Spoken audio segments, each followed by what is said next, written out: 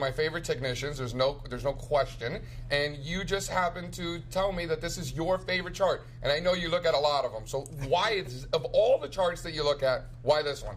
Well, this is hands down my high conviction call here. It's a chart I've been bringing in to clients for some time now, and I always joke around, this is the chart I want to come back 6 months from now and show you again. And what we're looking at is the relative performance of the technology sector, ticker XLK, relative to the S&P 500. Okay.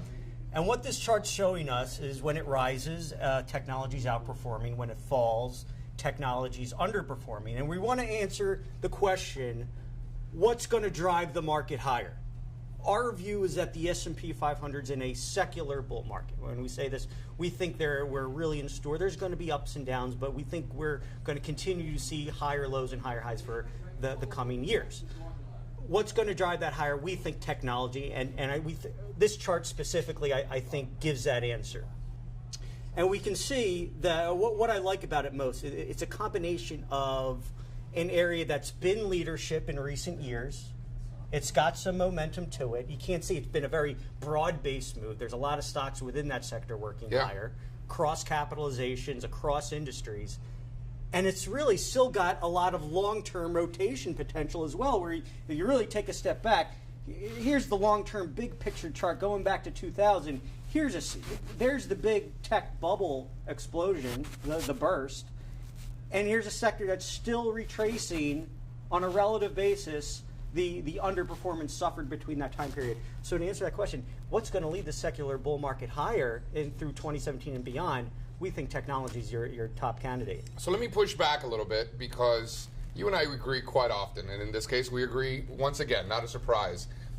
The counter argument to this chart that I've heard, and I'd love to hear your thoughts on, is that big peak in 2000 is essentially the outlier, and this is the real chart that is reaching historical extremes. What would you say to that?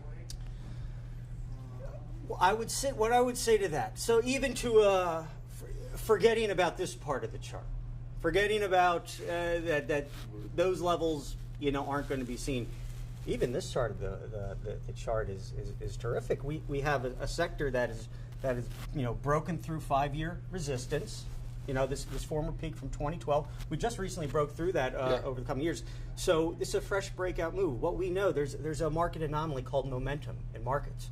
Areas in stock that have outperformed over the last year, usually stocks that continue to outperform over the coming year. Technology's got momentum to it. Even forgetting about this, really positioned to work over the coming year as well. So your answer is focus on the price behavior itself rather than looking at it more as an oscillator, which is the counter argument to this. Focus on price, and you're looking at this more of a base breakout rather than an extreme condition.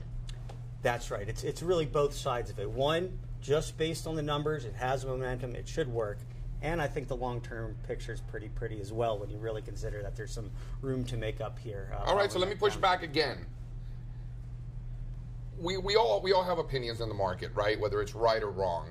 One of the things that we always pride ourselves on is risk management, right? So, yeah, I agree with you. My question to you is, what do you need to see to prove this thesis wrong and really make you question, that story where, you may not want to bring this chart 6 months from now when you see your clients? Like, what are you looking for to throw in the towel and say, you know what, that thesis is wrong? Sure. One of my favorite indicators is a 200-day moving average.